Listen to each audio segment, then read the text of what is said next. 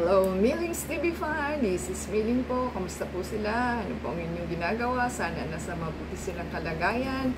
At tayo po ay lumabas at tayo po ay may isi-share sa inyo. At yan pong ating items na bumungad. Wala na siyang ibang box kundi kita mo na agad, o, di ba? Ating pong alamin kung okay ba yung items na dineliver at yung resibo ay idinikit na po dito. Yan. Ito po ang ating resibo. Amazon po ito. So, kay Ninja Van po ang nag-deliver. So, ito po ay Quaker Instant Oatmeal na naman. Walang kamatayan po. 48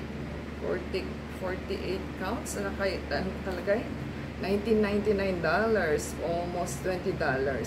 So binayaran ng shipping is $18.95. Ang binayaran po natin sa shipping and items is $38.94. So atin pong buksan kung ano ba. So walang kamatayan, ibang ano po ito, Quaker Oats. So first time ko po ito, first time natin ang ating items at ating pong ano, para makita natin kung first time na cereal variety. So mahirap mahirap magbukas. Yan. Almost there. Ngayon lang po natin. At ganyan pahirap magbukas sa ating mga parcel. Hindi natin mabukas talaga, ha.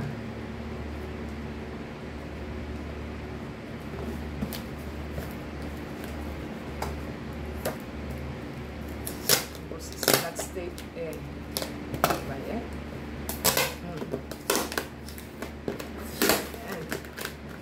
Naman niya is instant oatmeal. Pero ito po is first time yung ganito. Wala na siyang box. Ayaw talaga. Ito ang ating items na hindi natin mabuksan. So ibang klase po ito. Nakaganyan siya. Walang cups.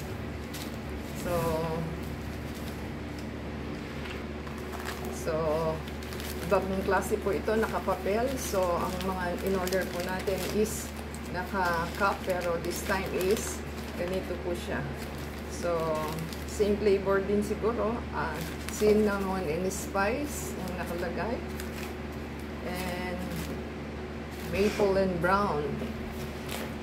And apple and cinnamon. So, hintayin lang po natin. So, yan, na-count po natin ang ating items na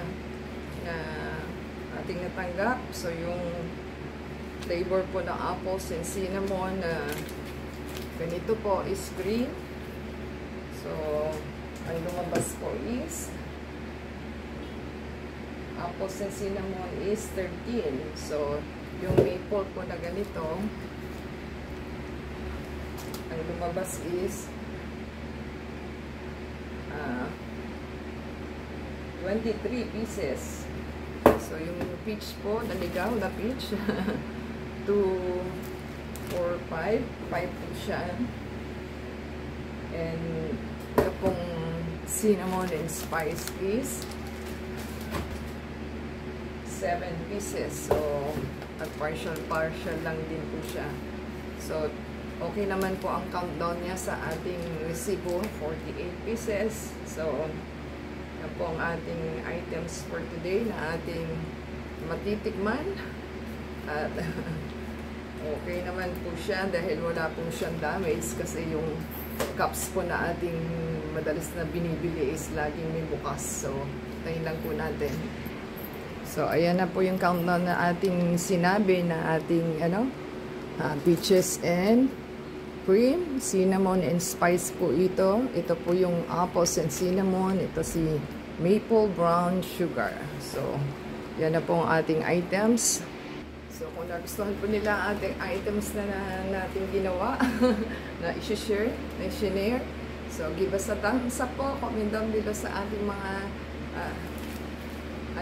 Quaker oats na ating nabili. This time is nakapapel. Thumbs up po and comment down below, and add us sa Facebook, Twitter, TikTok, and Instagram, and support din po sa ating channel. Paki-play po yung ads and videos. Until next time po, thank you seller and delivery guy. Until next time, God bless everyone.